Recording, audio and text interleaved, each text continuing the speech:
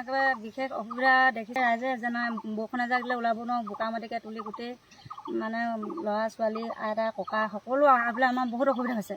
কাৰণ আমাক ব্যক্তিগত যদি আমি ৰাস্তাটো তেখেতলোকে আগতে উঠিয়াই আছিলে, এতিয়া সেই ফুটৰ মাটিকে খান্দি অকণমান পেলাই যেন তেওঁলোকে কাম সামৰিলে। আমি দুবাৰ তিনিবাৰ তেখেতলোকক অৱগত কৰিলোঁ, বিডিঅ' বাইদেউ কাগজ দৰখাস্ত দি আহিছিলোঁ। মই নিজে মোৰ নিজে তেখেতে ক'লে চাবলৈ যাম, আপোনালোকক সমস্যাটো আমি চাম সেইবুলি ক'লে। তেখেতেও আমাক খবৰ নল'লে আৰু নোলোৱাৰ পিছত আজি আপোনালোকৰ ওচৰত আমি ওচৰ চাপিছোঁ যাতে আমাক ৰাস্তাটো ক্লিয়াৰ কৰি তেখেতলোকে দিয়ে।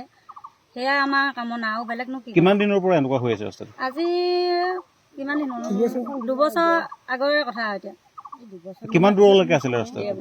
ৰাস্তাটো ধৰক টংকেশ্বৰ চুতীয়া ঘৰৰ সীমালৈকে আছিলে। কৈছে নাই আপোনাৰ চুকলৈকে গৈছে? না নহ'লে টংকেশ্বৰ চুতীয়া আৰু 19 চুতীয়া ঘৰলৈকে নহ'ল, বাকীডোখৰ যিখন কামৰ সমিতি আছিলে, সমিতিৰ লগত কথা পাতিছিলে নাই আপোনালোকে? পাতিছিলোঁ। তেখেতলোকক আমি গাঁৱৰ পঞ্চায়তৰ প্ৰেচিডেণ্টৰ সৈতেও আমি যোগাযোগ কৰিছিলোঁ। তেখেতে ক'লে ক'ত দিয় দেগে যা। আমি কৈছিলোঁ ৰাস্তাটো যে হোৱা নাই, যে আমি আপোনালোকে কৰি দিবনে, আমি কিবা এটা কৰিম, ক'ত দিয় দেগে যা। তেখেতে সেই বুলি ক'লে সভাপতিগৰাকীয়ে।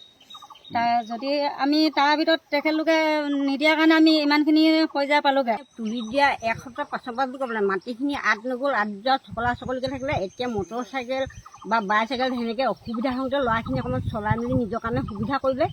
এতিয়া যাৰ কষ্ট হৈছে সি এচাহ পানী কিনে যেনে তেনে ভাল হওক বুলি কৈ তেনেকৈ খোজ চলে। এতিয়া বৰষুণ দিছে যেতিয়া গৰু ম'হ অনা নিয়া কৈছে, এতিয়া এআঁঠু বোকা হৈছে। আমি ক'বলগীয়া নাই, তোমালোকে দেখিছা। তেতিয়া আৰু সেই আমাৰ চলুপিনটো পদূলি যিটো ওলাই সেইটো একদম থিয় হ'ল। আমাৰ ঘৰ মাটিৰ ছাইডত তুলি থোৱা আছিলে, সেইখিনি চলাই পিনে দিলোঁ। এতিয়া সেইদিনাখনি ভৰিটো আজিলৈকে ফুলিয়ে আছে। আৰু মটৰ চাইকেলত 2খন এক্সিডেণ্ট হোৱা দেখিছোঁ। কাৰণ কেলৈ আলহী খাবলৈ আহিছে, সেই ঢেঁকীটো উঠাব পৰা নাই। আৰু দোকান চিন্তা নহ'লে সেইটো ঠেলি উঠাব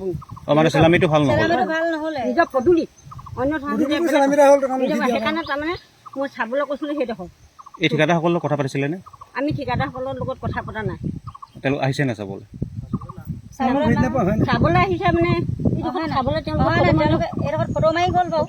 পঞ্চায়তৰ কোনোবা আহিছে নেকি? কোনো অহা নাই। এতিয়া কি ক'ব, চৰকাৰলৈ কি ক'ব? আমি মুঠতে এতিয়া আলিটো ৰাস্তাটো হোৱাটোৱে চিন্তা কৰিছোঁ। পঞ্চায়তৰ মানুহ আহিছে।